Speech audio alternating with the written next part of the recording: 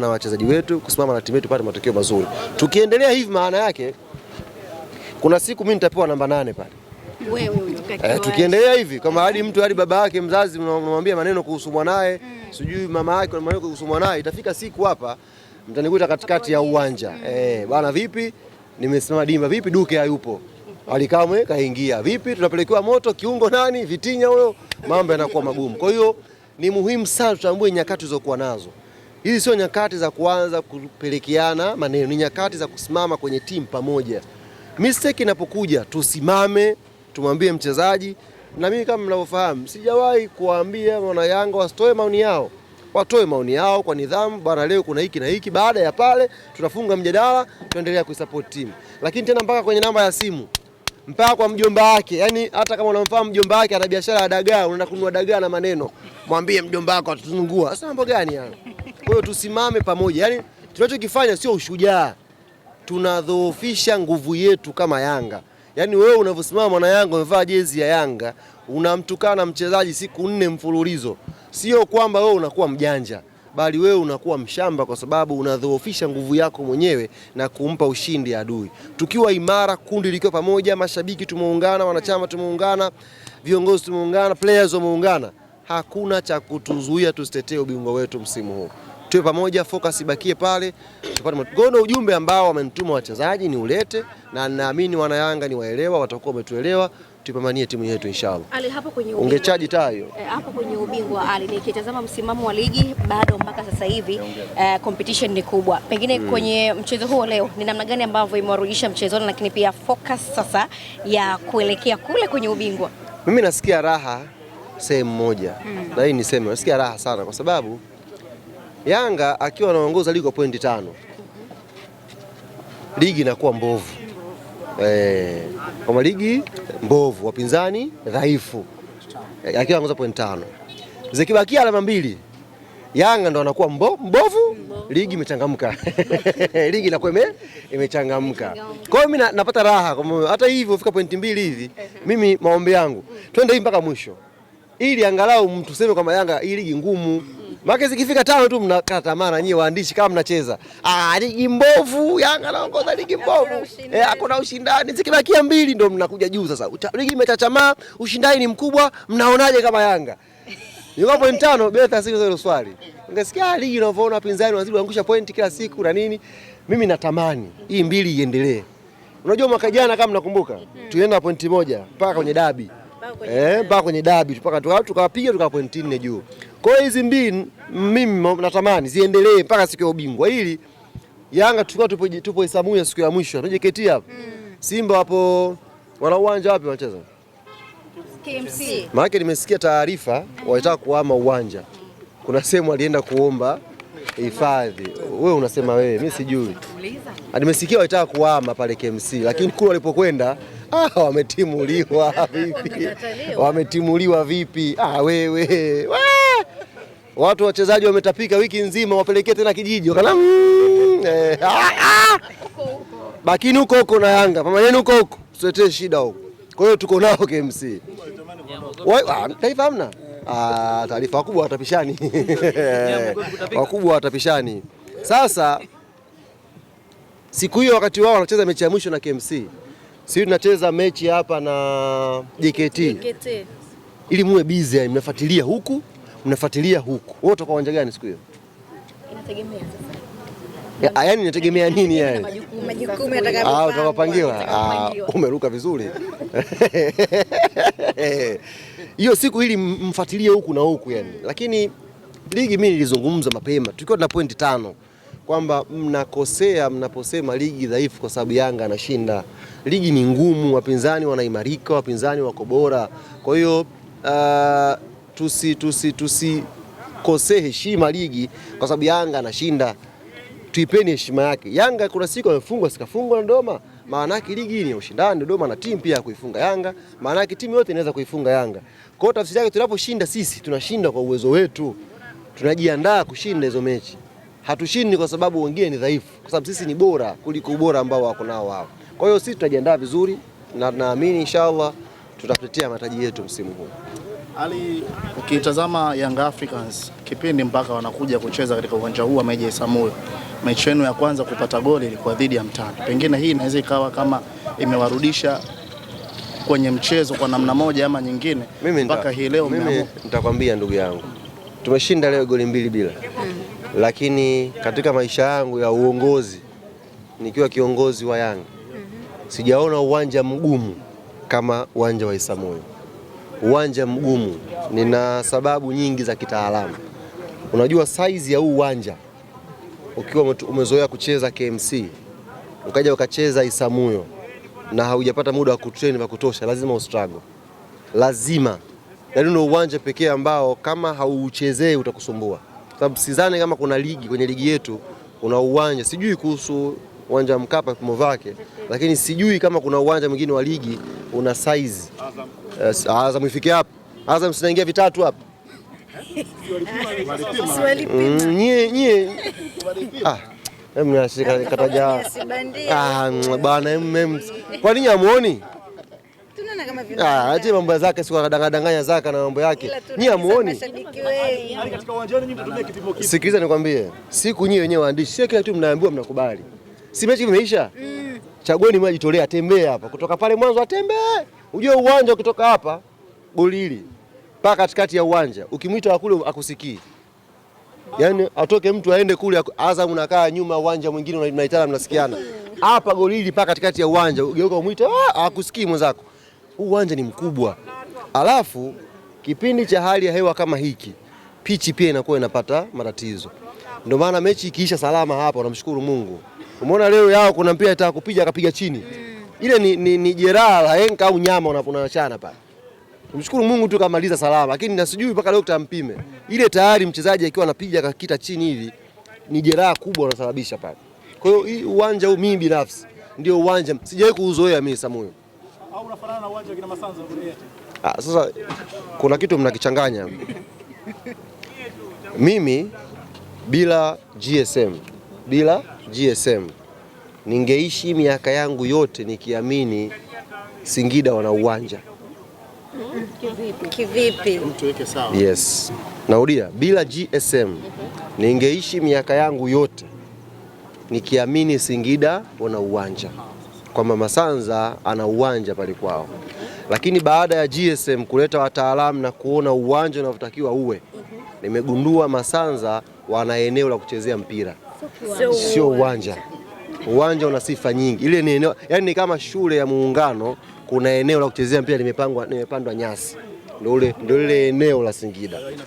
Ni makosa makubwa kwa mtu ambaye umeshashuhudia uwanja ukaendelea kuita uwanja wa Masanza ni uwanja.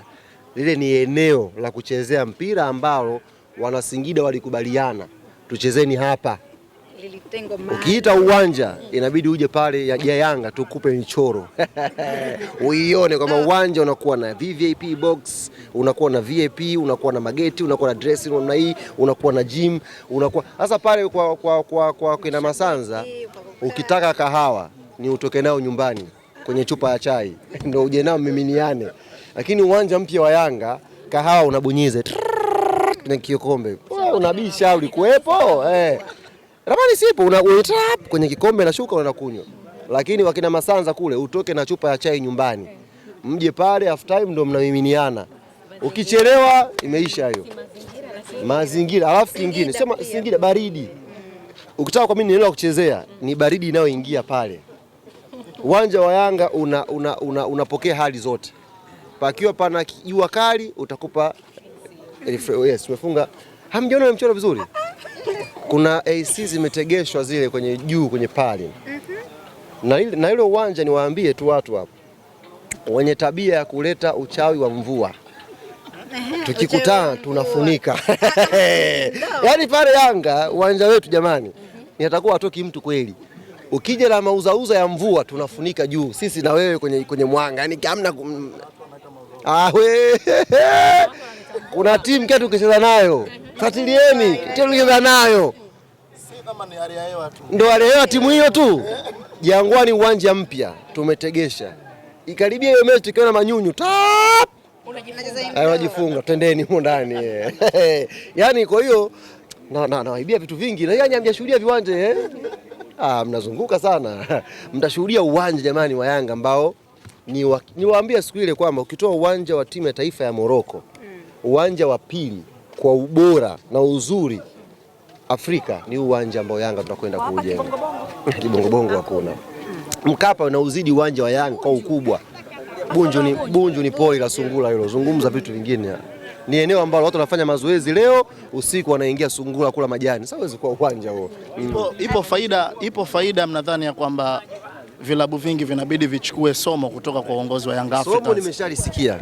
Kuna kiongozi mmoja nimemsikia sijui jana sijui leo akisema na wao uwanja wao upo leo eti uwanja na sisi upo karibu. Ndugu zanguni, GSM amekubali kutoa 50 kwa 50. Tena hii somo nzuri. Hii mtapandisha hii? Mtapandisha kweli? Tutapandisha. Una mashaka na sisi? Mtabiliki nyie. Au subiri tumeliki. Amekubali kugawana share za umiliki wa uwanja 50 kwa 50.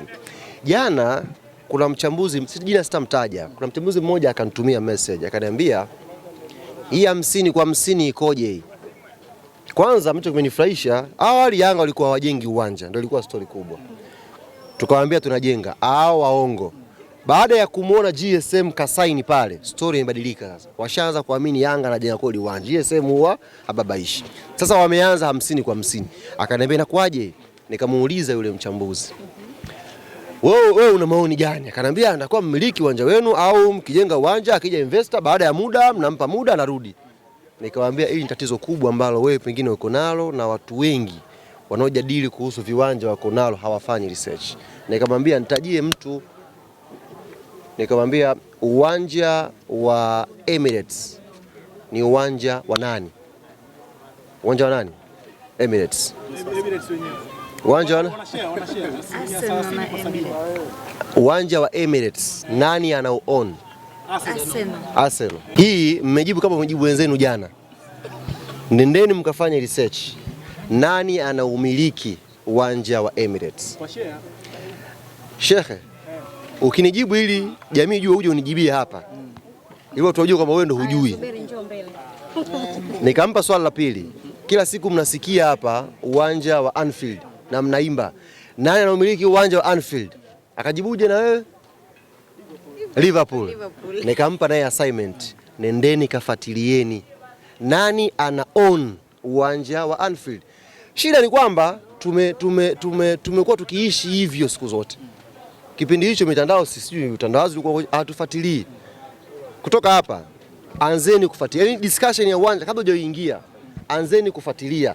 Viwanja hivyo Ulaya, huo klabu kubwa za Ulaya, anzeni kufuatilia. Kama ni share kivipi? Si ndio? Kama ni umiliki, nani anamiliki? Yaani Anfield inamilikiwa na nani? Si ndio? Arsenal wanamiliki uwanja upi? Juzi hapa Spurs katoka kujenga uwanja mpya mkubwa. Si ndio? Kafuatilie nani anamiliki ule uwanja ili ukija kuchambua mambo ya uwanja hapa Tanzania angalau uwe na details kwamba nimefuatilia kitu. Mimi nakwambia hivi Sheikh, hayuko binadamu duniani atafanya maamuzi kama aliyofanya GSM kwenye swala la uwanja. Hayupo kutoa 50-50 share, hayupo huyo binadamu na hajazaliwa. GSM kwa kauli yake Yanga imemkaa kwenye moyo, anasema hii investment na kwenda kutengeneza legacy. Hakuna biashara hapa itakayorudi. Investment inawekwa pale ni mapenzi yake kwa Yanga. Na mkitaka kuamini ni gumu. Hapa Bongo si kuna watu waliomba kujenga uwanja, waliomba asilimia ngapi? 80 kwa 20. Na hiyo ukikaa chini vizuri ukichambua bila mambo ya utani wa jadi, pia 80 kwa 20 haimlipi yule bilionea. Hiyo ni fact. Maka naye hana mtu wa kumsemea, nimsaidie tu, si ndio? Alipigwa mawe alivyosema 80 kwa 20. Hakuna hata mtu mmoja anaweza kumuelezea. Ndugu zanguni, project za uwanja, hata huyo bilionea aliyesema 80 kwa 20, ukiketi chini vizuri, hata yeye haitamlipa hiyo 80 kwa 20. Itamchukua miaka zaidi sijui ya 100 na kurudisha hela yake. Kwa sababu Dar es Salaam hapa viko vizuri. Kuna viwanja vingine vingapi vile? Viko vingi tu. Kuna Uhuru utaanza kutumika, Mkapa utatumika, KMC ipo, huu hapa unatumia kwenye ligi, Azam kule kuna uwanja, vile vitano hivyo, si ndio? Maana yake wewe ukiwa na uwanja kama Yanga, ndio uwanja wako huo. don't expect kwamba kuna siku KMC ya kukodisha. Ndio uwanja ucheze mechi ngapi pale mpate hela ya kulipa mabilioni ya fedha. Kwa hiyo mimi niwaambie, na hii haitaka ijirudie. GSM alichokifanya ni mapenzi yake kwa Yanga. Zuberi nimewachia assignment leo. Nataka kesho mnijibu. Hii si mtapandisha, itapandisha nje. Nani mmiliki wa viwanja mvotajia hiyo? Wote mmejibu hapa. Arsenal. Liverpool. Sogea. Kwa hoja.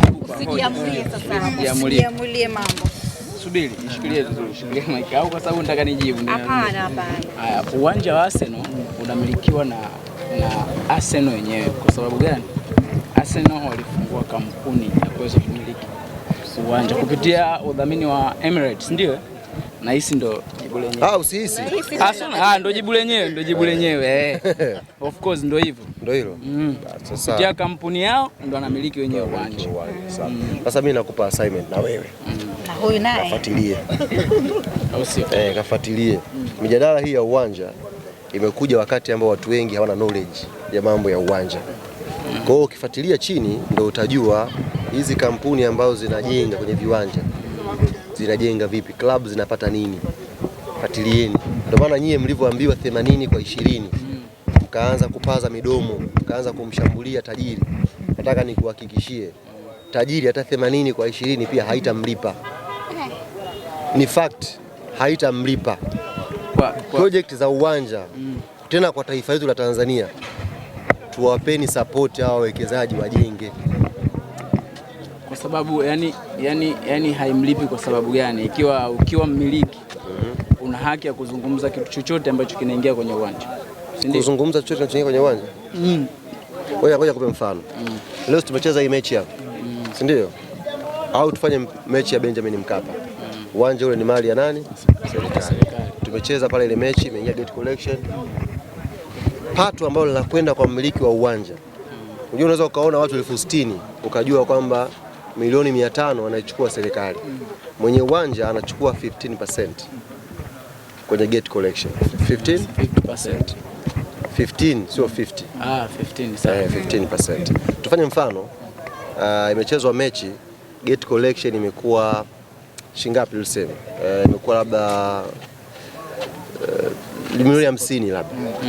Si ndio? Milioni 50. Maana yake 15% ya hiyo 50 million nazungumza hapo milioni kama 7 hivi, si ndio?